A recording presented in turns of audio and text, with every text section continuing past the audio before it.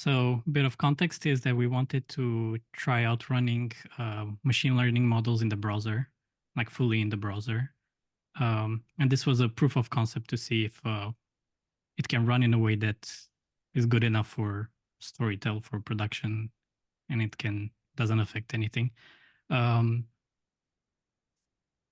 me see what's going on the video. Okay, so can we go to the browser and then pause it maybe? Because I think I was jumping through the code a bit. I'm gonna see if I can find the right spot. So I will try Yeah, maybe here. just the Okay. browser. Yep. Okay, that's good. Is So what's going on is there's this model called BERT. That's a text classifying model. So it tries to extract some meaning from text. And you don't see the text here, but I had it set up with a couple of paragraphs from something about Google, like how it was founded and what's going on right now with Google. And in this model, you can input a text to extract meaning from, and you can input like a question about the text. The question was, who is the CEO of Google? And it was supposed to extract it from that text. I have on the top right there, you can see it's an FPS counter. It kind of shows like if the browser is struggling to compute stuff, to perform stuff. And that's just for checking if what we're doing in the browser, like the running the language model, would affect the UI of Storytel eventually. So yeah, that's the question and that's the context. Thank you. And you can see it's a lot of text it wraps over. But yeah, once we ran it, we were able to make it run in the browser in a web worker. That means it runs in a separate process completely from what's happening like on the page itself. And that means it's running in a non-blocking way. So I'm not sure if you can find the time where it runs and shows an answer. Okay, yeah, if you can pause it here.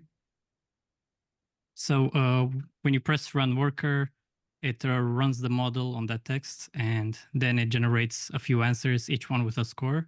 You can see it a little bit on the right side. There's 0, 1, 2, 3, 4.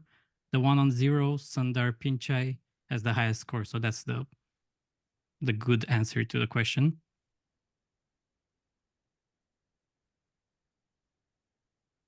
Yeah, it's there.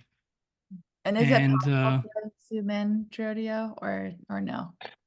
I don't know that I can zoom in here, but you can see that there's an answer right here that says Sundar. I know it's hard to see. Yeah, it's pretty blurry, but yeah, I'll trust you. you can trust me, it said that.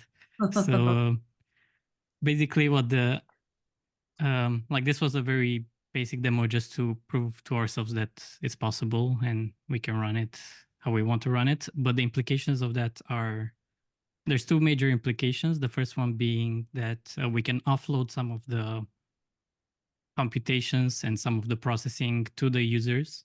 And that means our systems would have less processing to do. And that's pretty good for cost saving. But the bigger implication is the benefits to UX that this could have. Because this is running in the browser, there's no latency basically. And depending how small and fast the model is, there would be basically no latency at all. They would be typing and we could run some model that could extract some meaning from the text, and we could do something with that, like show autocompletes, or we could decide which model to run in the Storytel platform. Like it will run it on the browser first and then decide what to run in the server. So we can do a lot of things depending on how we train the model, but this proves that it's possible and we can do it in the way that would improve the UX. Okay, so keyword there, I would say, Erica, is latency.